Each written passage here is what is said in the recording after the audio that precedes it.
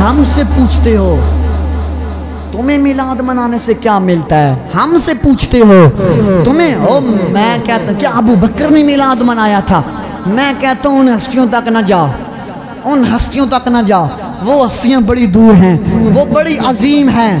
میلاد کا جھگڑا تو ادھر ہی ختم ہو جاتا ہے، پاکستان اور بر صغیر میں ختم ہو جاتا ہے۔ کتاب کا نام ہے نشر الطیب، لکھنے والے اشرف علی تھانوی صاحب ہے۔ یہ ان کی کتاب ہے جن کے بچے سوشل میڈیا پر آ کر کہتے ہیں میلاد کہاں لکھا ہے۔ یہ کتاب انہوں نے ساری کی ساری حضور کے میلاد پہ لکھی ہے۔ وہ چیز ذرا سبحان اللہ، او میلاد اسی منانے ہیں، تعریف و شریک کرنا ساڈا سینہ اور چڑھانا ہے۔ چیز ذرا سبحان اللہ۔ کہندا کتاب لکھن دا مقصد کی سی، مقدمے دے اندر مقصد دو کتاب لکھنے دا مقصد تحریر، او دے چ ایک جملہ لکھ دے، کہندے نے کہ میرے دور چ ایک بیماری پیدا ہو گئی، لوگ مرنا شروع ہو گئے، جی میں آیا کرونا آیا سی، لوگ مرنا شروع ہو گئے۔ کہندے ہیں میں کمرے چ بہ گیا تے میں آکھیا ایک کتاب لکھنا شروع کر دینے ہیں نبی دے میلاد پہ۔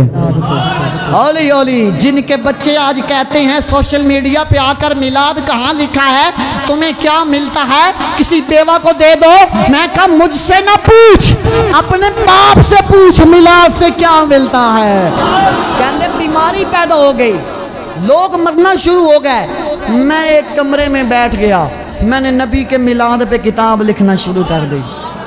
میلاد نہیں کیتا، کتاب لکھی ہے، جلوس نہیں کڑیا، کتاب لکھی ہے۔ اشرف علی تھانوی کہتا ہے جب میں نے ایک علیحدہ کمرے میں بیٹھ کر نبی کے میلاد پہ کتاب لکھنا شروع کی، جو میری کتاب آگے بڑھتی جا رہی تھی، بیماری کم ہوتی جا رہی تھی۔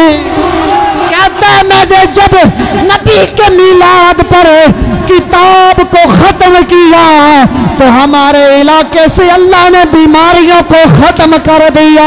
میں تمہیں دعوت فکر دیتا ہوں، اگر ان کے لوگ نبی کے میلاد میں اگر کتاب لکھے، اس کی برکت سے اللہ بیماریاں ختم کر دیتا ہے، اور جس کے گھر میں نبی کا میلاد ہو اس گھر میں اللہ برکتیں نازل فرما دیتا ہے۔